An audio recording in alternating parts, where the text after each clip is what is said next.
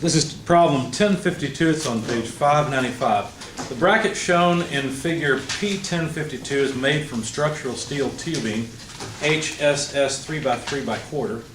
It is attached rigidly to the ceiling. Compute the maximum tensile and compressive stresses in the bracket and state where they occur. Well, let's jot down some things first of all. This is HSS 3x3/4. By the way, please pull out your calculators if you haven't already, because I have not worked on this one, so we'll see how it goes. All right, let's see. Here it is. Page 596 gives you the figure. I'll go ahead and sketch it up here as well. So there's the ceiling. Here's the bracket. Let's see, there's a load down here in the crook of the bracket of 1,800 pounds force. That load is at a 20-degree angle. It's applied over at a position of 6 inches and is down at 15 inches from the ceiling. All right, so they're asking about maximum tensile and compressive stresses in the bracket and state where they occur. All right. Okay. So what do you think? What do you think would happen? I mean, would it make sense to say that the maximum tensile and compressive stresses I sound like my daughter now. Stresses would occur here? No, it doesn't make any sense, because look, you could go over here and now you've got a bending moment for part of this load, right? Would it make sense to say they occur here? Well, no, because notice there's a component of this force, this 1,800 pound force, that has a moment arm of 15 inches, and so that pushes us right up to here, right? So we expect the maximum loads to be up here at the top, which makes sense. That's where you have the farthest moment arms for these forces, okay? So let's go ahead and calculate what's going on at the ceiling. Okay, so let's get a little stub of the pipe that's left, or tubing or whatever it is. We'll look up, I'm sure we'll need its properties in just a few minutes. And let's see if you can help me figure out what kind of forces are applied to this stub that's attached to the ceiling. A moment, good. Which direction? Well, here, that's not really a fair question, right? Let's start off by defining the coordinate system. X, Y, and Z coming out of the board, okay? So about what axis would there be a moment? Z? About the Z axis. I don't see a moment arm. Let me see, let me think. Yeah, I think that would be fine. Yeah, you're right. I'm not thinking right. Told you I haven't worked this one out yet. So what would be the magnitude of the moment about Z? So let's go ahead and put it there. How would we calculate it? Well, do you notice that there is a horizontal component of the 1,800 pound force? That horizontal component has a vertical moment arm of 15 inches. That's going to tend to rotate it this way, right? So we need a negative, because I've drawn it out in this direction, but really it's in this direction, right? So I need a negative, let's see, whatever that component would be. So that would be 1,800 pounds force. Now I only want this piece of it, so do I want sine or cosine of 20 degrees? You should always extract the triangle if you're not sure. Here's the original 1,800 pound load. Here's the 20-degree angle.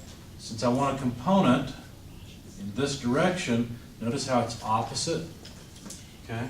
So that's the sine side. This is the cosine side. That's the way I think about it. Okay?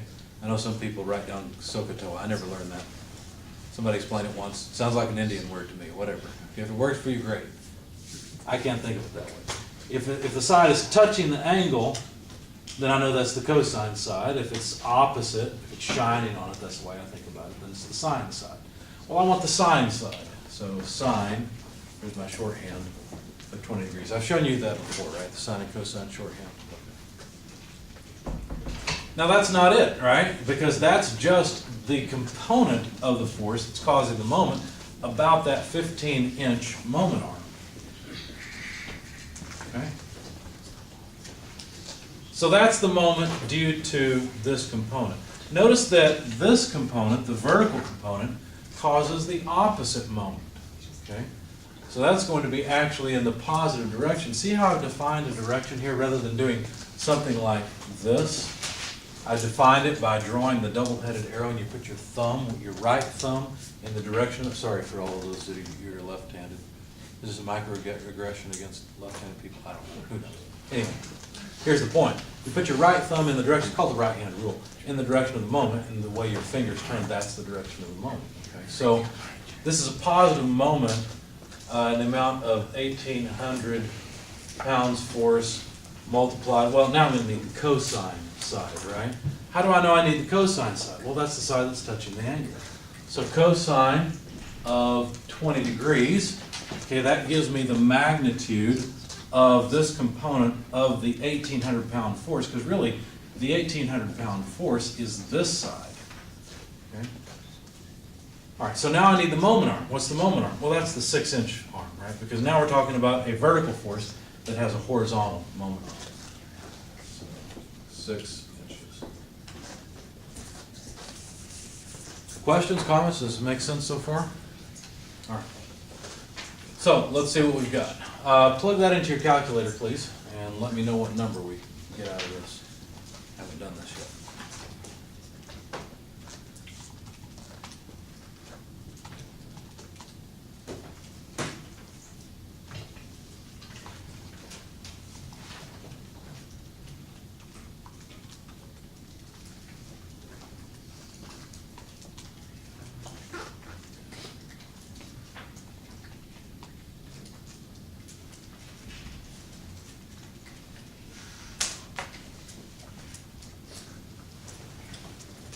Cosine 20 times 6 plus, or minus sine of 20 times 15 quantity times 1,800 pounds. Should give you the result. Anyone have a number? I got 914.14. I got that as well. Yes, same. Thank you. Now I'm thinking to myself that I may not have the right point, because here, notice that the moments kind of cancel each other. Down here, they wouldn't do that, right? So let's make another figure. Would it matter if you do that or if you do this? No, not really. Usually what we'll do is we'll ignore the size of joints like this. Okay? It doesn't really matter. We'll just analyze that. So at this point, could we talk about an MZZ? Sure. And really it would be just MZ. But here the moment arm would be just the vertical component, or I'm sorry, the vertical component times the horizontal arm. Well, that's just this piece here. So here this would be 1,800 pounds force cosine 20 degrees times 6 inches. So what's that number?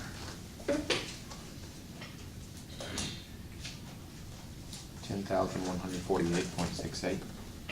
10,000 how much? I'm sorry. 10,148.68. How about 0.7? 0.7. Thank you. Close enough. That's a comma. So actually, I misspoke. I was wrong. Looks like the moment is actually quite a bit. Wait a second, how is there that much difference? Did those two tend to cancel each other almost completely? Is that what happened? I guess so. Anyone verify this, 10,000? It's just large by comparison to 1,000. It's about 10 times. You're probably right, but. Okay, I'm seeing, no, it's okay. So it looks like my intuition was off. Looks like that this point is not as critical as that point. Now, if we were to come back over to here, what would happen? Well, there's no moment, and usually moment is what causes failure. Notice that either here or here, we're also going to have a load in this direction and a load in this direction, which equals the 1,800 pound force load, right? There's still the direct loads as well. So there's essentially a shear that's equal to 1,800 multiplied by, let's see, I'm forgetting which one I want, sine of 20 degrees. Okay, so there's going to be a, let's see, how do I want to do this? Let's do it here. V equals 1800 sine of 20 degrees, which is how much? And then also, there's going to be a direct load of vertical, let's just call it P, which is 1800 multiplied by cosine of 20 degrees. Okay. So you probably entered those several times into your calculator, but do it once more if you would. Let's find the magnitude of those loads. Because they're going to be the exact same here, right? There's going to be a shear and normal load P that will be the exact same magnitude. V is 615.64. Okay, and that would be pounds force. How about P?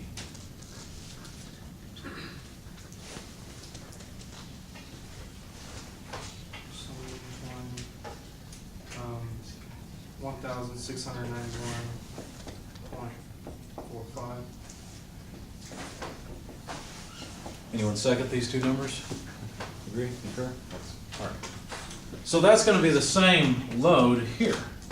So V, should have written it on this side, is 615.6 pounds force. P is 1691.5 pounds force. Okay. As soon as I saw that one contribution was positive and the other was negative, I said, oh, whoops, I made a mistake. It's not this point that's critical.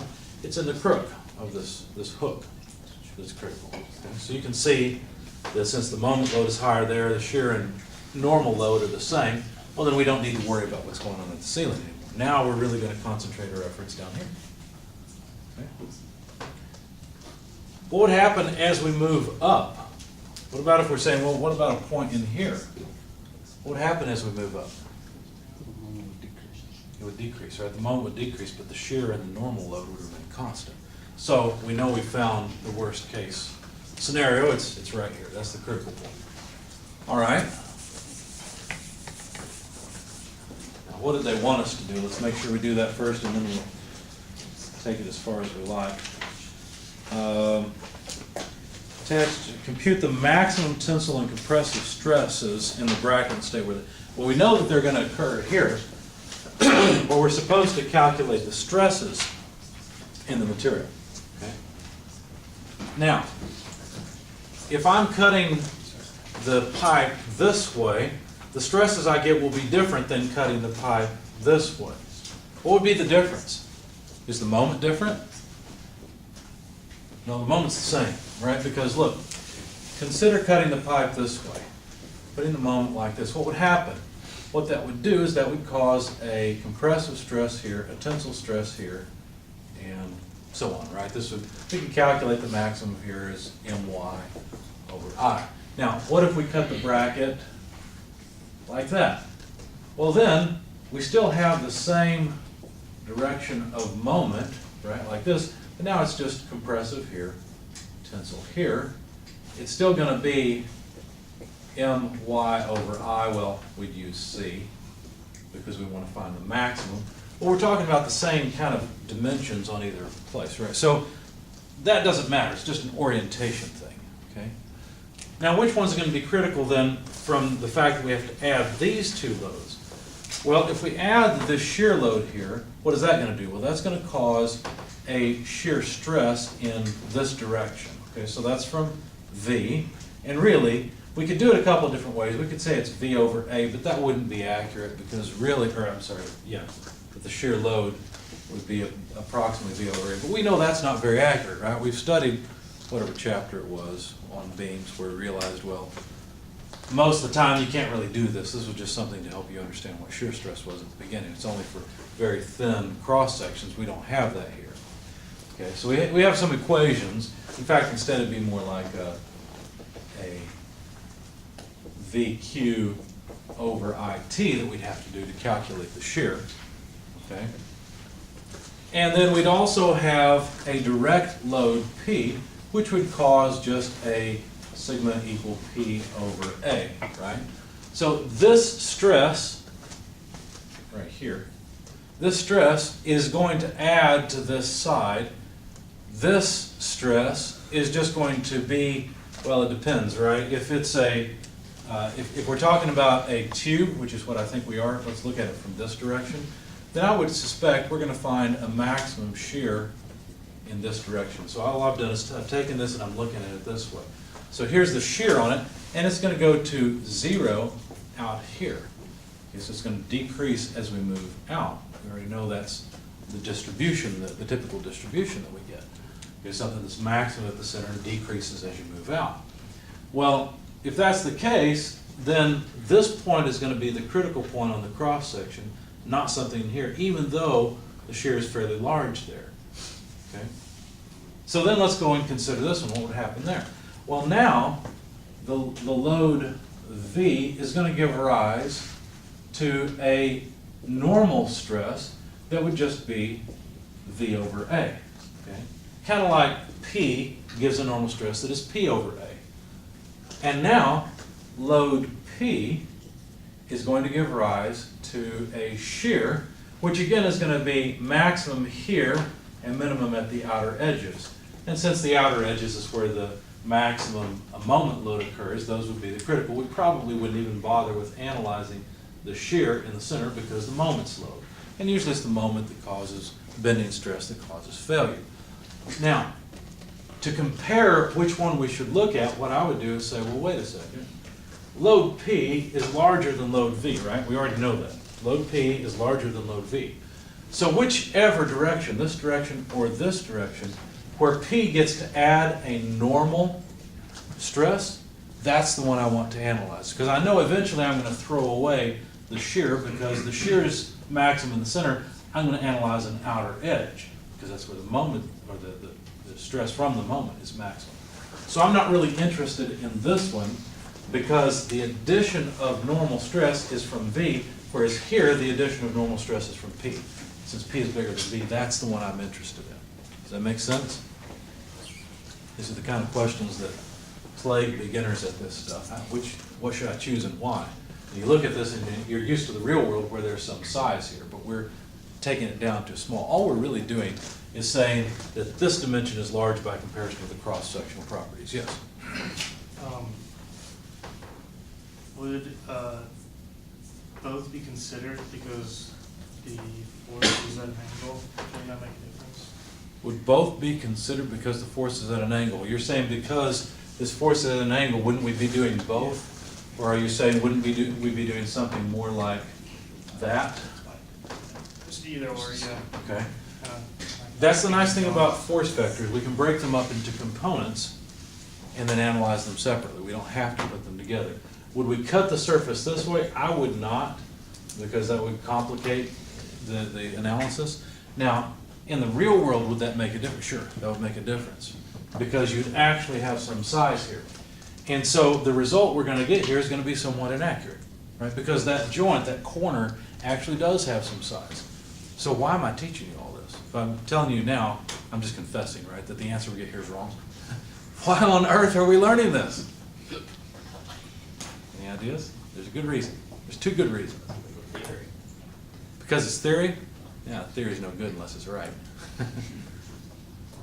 There's something called music theory. Unless it sounds good to your ears, music theory is worthless, right? It means the theory's wrong. I'm telling you the theory's wrong. What are the two advantages that it has? Three advantages. I keep thinking more advantages. It's easy, right? First of all, it's something we can analyze. Number two, you think somebody in the real world is going to give you a problem exactly like this? You'll look back through your notes and say, oh, I've got the answer right here. No, what are you doing here? You're training your brain. You're learning how this stuff works so you can understand it on a more intuitive level, right? The other advantage is that why we're doing this, is that this is sort of a first order model, right? If you really care about it, if it's really critical and you need to know what's going on in that joint, you're going to go to finite element analysis, right? That's the next step. But you need to understand what the finite element analysis package is doing. You need to know what it's telling you when it says, oh, the normal stress is this much. Well, what's normal stress? Well, you learned that in this class, right? Not only that, but you could do a calculation like this by hand fairly easily, believe it or not. Yes, this is an easy calculation. Once you get used to it, yes, this is easy. It's not too bad. You could do a calculation like this, know about what number you should get from the software, because this is going to be reasonably close.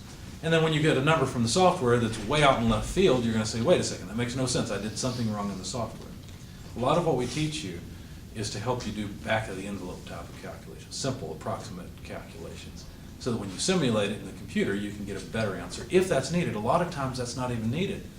Let's say you calculated this and you find that with whatever material you selected that you got a factor of safety of 100. Do you go and waste time with finite element analysis software? No, of course not, right? You know it's going to work. Yeah, sure, the stresses may be a little bit higher if I analyze it differently. Does it matter? No, I've got such a big factor of safety. It doesn't make any difference. Good discussion. Anything? It's only been one way. What do you have to say about this? What do you think? Not done it before, so you don't know. Okay, well that's fine. Well, that's why we give you projects, to make you do some of this stuff. Anyway, so I'm not going to bother with this one or that one because that looks a little complicated. And I'm not going to worry about the shear. Because remember, I have to calculate Q to use shear, but I don't care. I know that the bending stress is probably what's going to cause the problem, not the shear. Okay? Now, which point is critical? This side, which is on this end, or this side, which is on that end?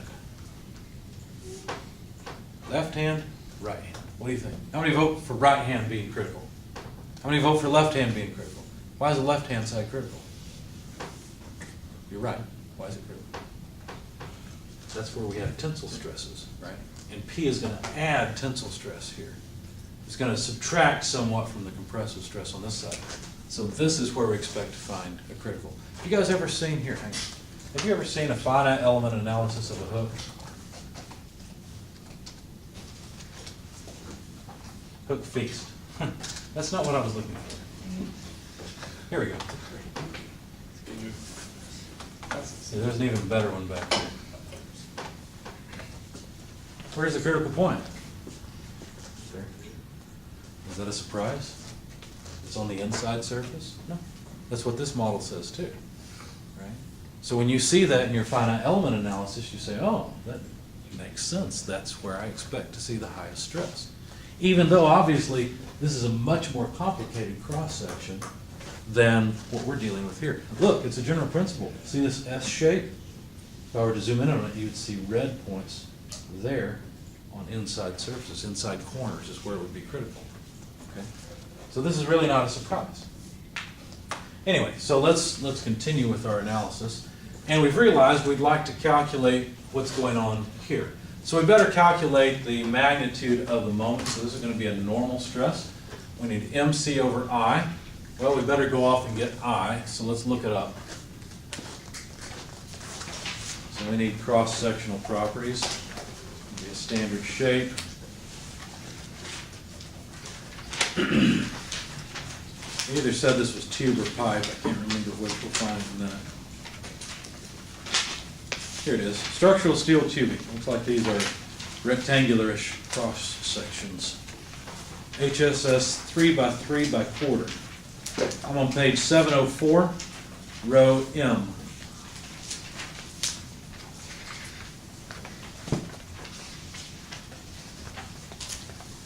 Okay, let's see.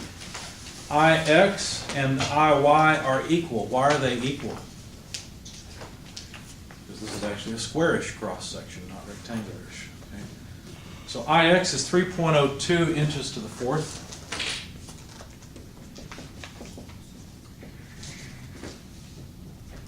Anything else? Well, we may as well get the area while we're right here. We'll need it as well. Area is 2.44 square inches. I think that's all we'll need. So let's find out the magnitude of the normal stress on either side. Of course, we're going to take the positive one because we're interested in the tensile stresses. So the moment M, let's see, here it is. Thank you. 10,140, let me just say 9. C is going to be the distance from the neutral axis, which is at the center to the outer edge. So we need that as well. Now being 3 by 3 by quarter, I imagine that's going to be 1.5 inches, but that may just be a nominal dimension.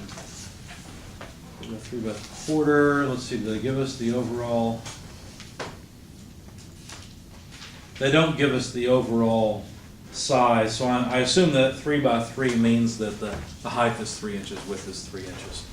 So that should be 1.5 inches if I'm interpreting what they've given us there properly. And then I is 3.02 inches to the fourth. So someone throw that in your calculator, please. Oh, by the way, this is inch pounds force. So we'd have inches squared over inches to the fourth. That's pounds force per square inch, so PSI, yeah. The RX in the book, would that be the distance? Good question. I don't think so. I think RX is the, I haven't told you guys that. There was enough area properties and you don't have to have that. That's the radius of gyration.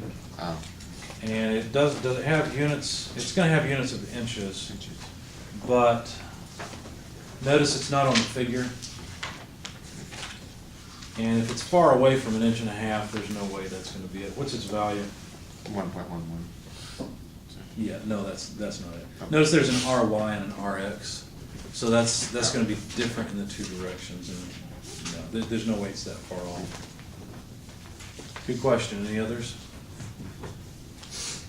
I know a little bit about this stuff. I bought some of this for my porch. I built a concrete porch at my house, and the problem was I could only use 4 inches thick of concrete. I didn't want to use 8 inches thick for various reasons. And so what I did is I bought some steel tube, structural steel like this, that actually had about a 1/4 inch wall thickness. And it measured, I don't think I went with 3 inch. I think it was about 2.5 inch, something like that. It may have been 3 inch. I don't remember now. Anyway, it was a lot like this. It was the same stuff. I think I could probably drive an elephant on this thing and be okay. Anyway, so what number do we get for the normal stress here? You want to plug it into your calculator yet? It's going to be about what? That over 2, so 5,000 some odd? 5,040.9. How about if we just say 5,041 PSI? Okay. All right, how about the stress from load P? Well, load P is 1691.5 pounds force. The area A is 2.44 square inches, bless you. So what's the stress from the direct load?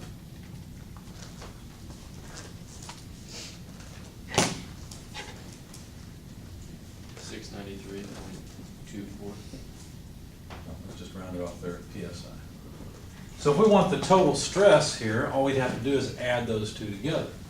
So let's see, can we do, yeah, we can do that. So the total stress on this side would be equal to, let's see, 5,734 PSI, if I did that right in my head, all right? Okay. So there's the stress, and that's the normal tensile stress at that point. Now, they didn't ask us to do this, but let's take this one step farther. Let's say that this is made from, I don't know, let's go find a structural steel. Let's find the weakest one. Let's just pretend it's made from that.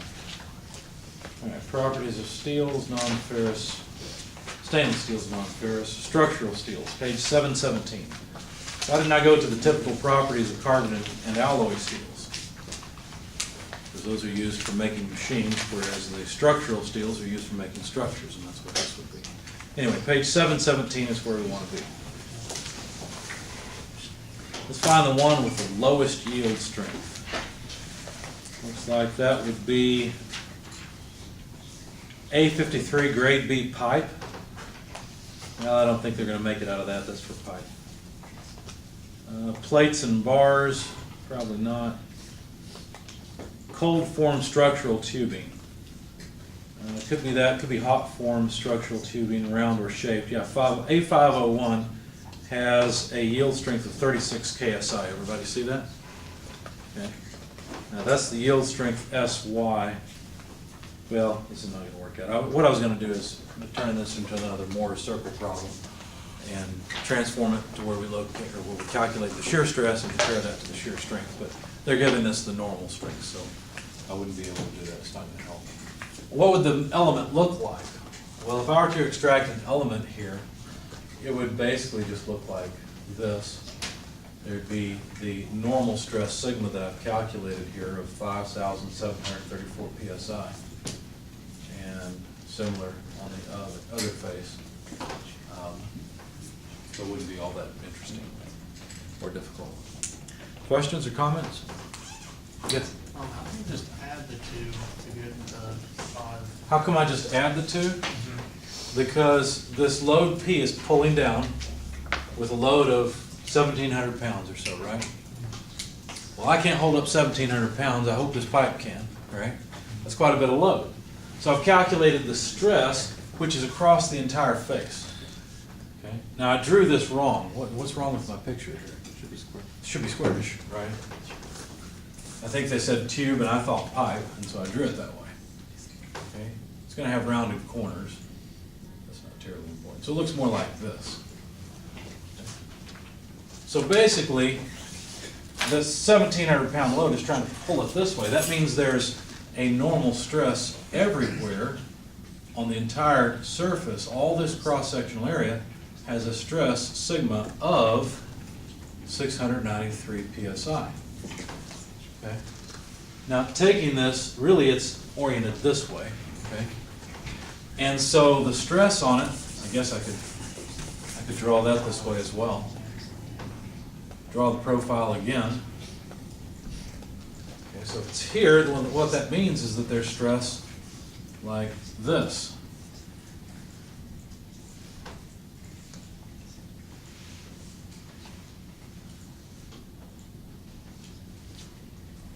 Can you see that? It's kind of messy. Okay. So the reason I added them together is because I was interested in the stress along that line. Okay?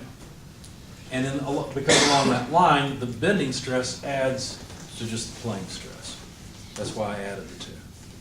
If the stress had ended up being at an angle like that instead, like at a 90-degree angle, then I would have had to use more circle. You wouldn't do a vector sum at that point.